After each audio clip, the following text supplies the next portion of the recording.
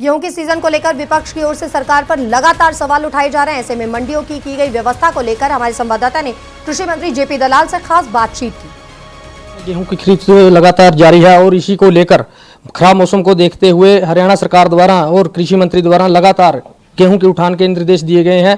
और हरियाणा की मंडियों की क्या स्थिति है, इस पर बातचीत करने के लिए हमारे साथ एग्रीकल्चर मिनिस्टर जेपी दलाल जी हैं। सर, क्या स्थिति है मंडियों की फिलहाल? देखो, मंडियों में ज़बरदस्त अराइवल है।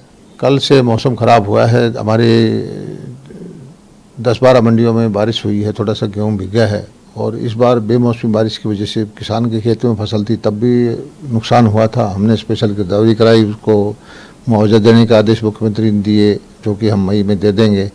और इस बार जो अराइवल है थोड़ा सा लेट शुरू हुई क्योंकि बारिश लेट हुई थी।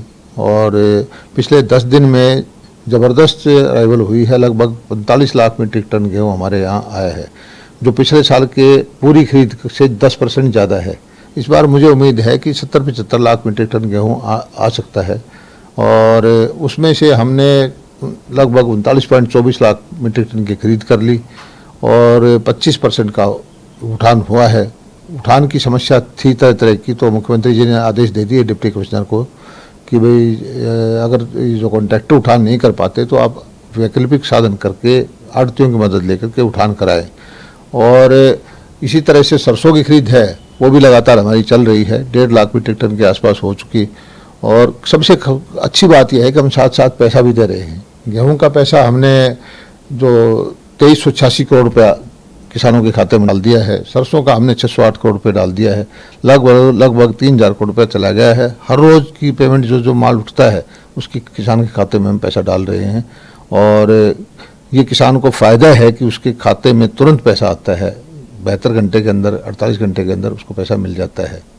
तो सर, फर्जी गेट पास को लेकर काफ़ी मामले सामने आ रहे हैं और लगातार राइस मिलों में जो डायरेक्ट गेहूं गिराई जा रही है उसको लेकर क्या किया जा रहा है? नहीं, वो ऐसा नहीं है कि जो हमने ही अलग मंडी की इजाज़त दी है कि हमारी मंडी भर गई है तो कहीं कोई जगह मिल जाती है कि वहाँ किसान का वापस ना जाना पड़े।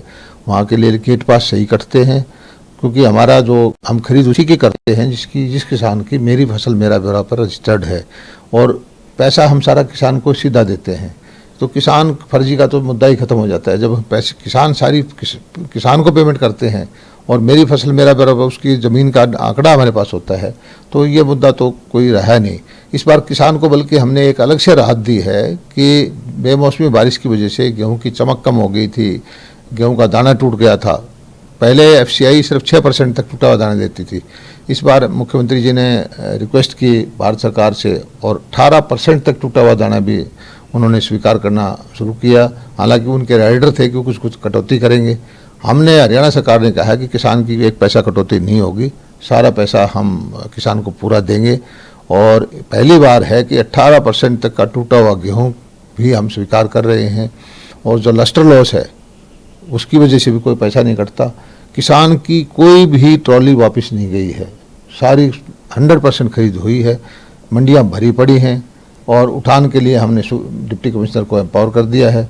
और मैं समझता हूं कि इस बार रिकॉर्ड तोड़ आवक जो है गेहूं की होगी। तो सर, खराब फसलों की गिरदावरी के आदेश दिए गए थे, कितनी % गिरदावरी हो चुकी है और क्या स्टेटस है? गिरदावरी ऑलमोस्ट पूरी हो चुकी है, डिप्टी कमिश्नरों ने कर ली है। उनको टोटल करके यहाँ हमारे FCR को रिपोर्ट देनी है और जब ये आ जाएगी मई के महीने में हम इसका पैसा डाल देंगे। तो सर, हरियाणा सरकार वाटर कॉन्क्लेव चलाने जा रही है, इसका क्या लॉजिक है? लॉजिक, पानी एक बड़ा भारी मुद्दा है। दुनिया के अंदर ही पानी का मुद्दा आने वाले समय में होना है कि पानी का सही उपयोग कैसे हो। और हरियाणा के अंदर तो पानी का संकट है, हरियाणा में पानी की कमी है।